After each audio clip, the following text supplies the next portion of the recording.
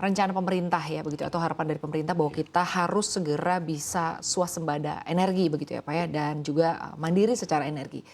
Bagaimana IGS melihat pemanfaatan gas bumi Pak sejauh ini dan juga mungkin boleh dijelaskan Pak untuk pemenuhan energi di dalam negeri saat ini kondisinya seperti apa Pak? Ya, terima kasih.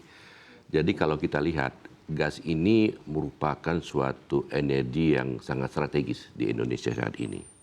Dan penggunaannya sudah mulai berkembang. Dan saat ini terutama di bidang industri. Di industri sendiri yang paling banyak memanfaatkan ini adalah industri pupuk. Baik sebagai raw material maupun sebagai energi. Kemudian diikuti oleh industri-industri lain seperti industri baja, petrochemical, industri keramik, dan lain-lain. Dan yang kedua dimanfaatkan juga di bidang kelistrikan. Di mana PLN sangat besar sekali menyerap energi gas ini sebagai pembangkit listrik. Dan yang terakhir juga dimanfaatkan untuk residensial dan juga transportasi. Nah, sehingga kami melihat peran ke depan untuk mendukung kemandirian energi, gas ini merupakan suatu energi yang sangat berperan sangat besar. Menuju kita akan menjadi net zero emission pada tahun 2060 nantinya. Baik, tapi secara supply dari gas sendiri Pak, saat ini Anda melihat apakah sudah bisa atau bahkan mungkin melebihi Pak daripada demand yang ada di tanah air saat ini? Saat ini bisa dikatakan kita pada titik yang berimbang antara supply dan demand. Namun dengan target-target ke depan dari pemerintahan sekarang, contohnya ingin mendorong pertumbuhan 8%, tentu otomatis energi juga harus mendukung untuk pertumbuhan tersebut. Dan kami melihat pertumbuhan energi khususnya gas ini akan meningkat dari tahun ke tahun. Ini di tahun 2025, 2026, 2027 dan seterusnya. Sampai dengan mungkin 2050. Ini akan meningkat secara terus-menerus setiap tahunnya. Nah, bagaimana dengan sisi supply-nya sendiri? Saat ini sebetulnya Indonesia cukup berlimpah dengan penemuan-penemuan cadangan gas yang ada. Namun cadangan-cadangan ini cukup tersebar, artinya cukup jauh dari pasar. 80% pasar atau demand gas saat ini berada di Pulau Jawa dan Sumatera. Sedangkan penemuan-penemuan yang saat ini banyak berada di wilayah-wilayah timur yang kondisinya mungkin akan lebih jauh dari market. Baik, kalau secara infrastruktur sendiri Pak, artinya sejauh ini jika tadi Anda melihat bahwa daerah penyuplai dan juga daerah demand ini bukan di daerah yang sama begitu. Ya. Apakah Anda melihat ini sebagai sebuah tantangan Pak?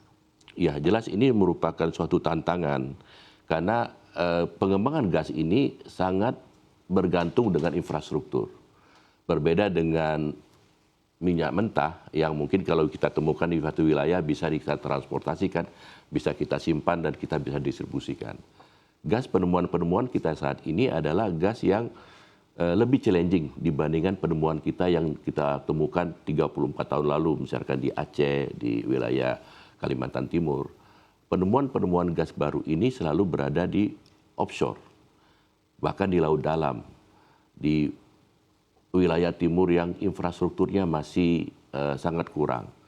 Dan juga mungkin impuritiesnya, kandungan CO2-nya masih tinggi, kandungan airnya tinggi. Nah, ini membuat penemuan-penemuan baru ini lebih challenging dibanding penemuan-penemuan awal dulu. Sehingga kita memerlukan suatu resource yang lebih banyak untuk mengembangkan potensi-potensi ini. Baik resource itu adalah teknologi, sumber daya manusia, dan juga modal. Baik, berbicara mengenai resource yang mungkin artinya butuh lebih baik lagi ke depannya ya Pak. Berapa lama Pak waktu yang ideal untuk kita bisa mengoptimalkan atau memaksimalkan eksplorasi dari penemuan-penemuan baru ini Pak? Ya, kalau kita lihat tadi seperti saya sampaikan dibandingkan dahulu penemuan-penemuan kita itu lebih banyak di onshore, dekat dengan market dan impuritasnya sangat rendah. Sehingga penemuan-penemuan waspada itu pada tahap eksplorasi dan masuk pada tahap appraisal dan masuk pada eksploitasi itu kadang-kadang waktunya cukup singkat pada waktu itu. Namun sekarang karena tadi tantangan cukup berat, pada saat kita menemukan cadangan tersebut, kita memerlukan waktu untuk melakukan kajian-kajian tersebut, baik kajian itu engineering, technical maupun ekonomis, sehingga betul-betul cadangan itu bisa kita monetisasi dan dibawa ke wilayah-wilayah yang membutuhkan permintaan atau penyerapan dari gas. Nah, ini juga sangat berhubungan dengan regasifasi atau berhubungan dengan infrastruktur, dengan pipa dan lain-lainnya. Sehingga memang pengembangan gas saat ini cenderung akan lebih lama dibandingkan dengan dahulu. Contoh, Dalam rentang berapa waktu Pak artinya lama dalam hal ini? ya ini yang menjadi PR kita bagaimana kita mempercepat proses ini. Contoh saja, penemuan gas Masela atau Abadi Project itu ditemukan secara resmi itu di tahun 2020. Dan baru direncanakan adalah commissioningnya di tahun 2030. Artinya hampir 30 tahun pengembangan lapangan itu. Memang kalau dilihat pengembangan itu sangat tergantung dengan skala, dengan kompleksitas, dengan area dan lain-lain. Tapi memang contoh Masela ini sangat ekstrim ya karena berada di laut, Ya. di wilayah yang timur yang cukup jauh dari kondisi infrastruktur. Baik Pak, lalu kalau kita ketahui ini Pak, untuk kan gas bumi menjadi energi transisi Pak di masa transisi. Namun untuk saat ini Pak, realitanya pemanfaatan gas bumi pun boleh dikatakan belum optimal. Ya. Nah, bagaimana Pak atau bagaimana dari IGS sendiri melihat faktor-faktor apa saja yang membuat pemanfaatannya ini boleh dikatakan belum optimal atau belum maksimal Pak?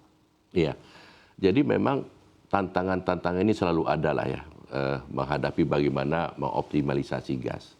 Tentu kalau kita lihat adalah bagaimana kita harus membuat perencanaan yang cukup baik.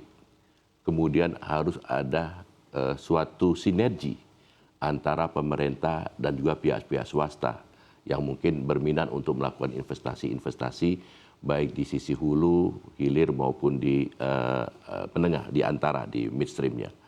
Dan juga regulasi-regulasi yang mendukung, yang memberi insentif kepada pihak-pihak swasta ini agar lebih mudah dan punya keyakinan dalam investasinya di Indonesia ini.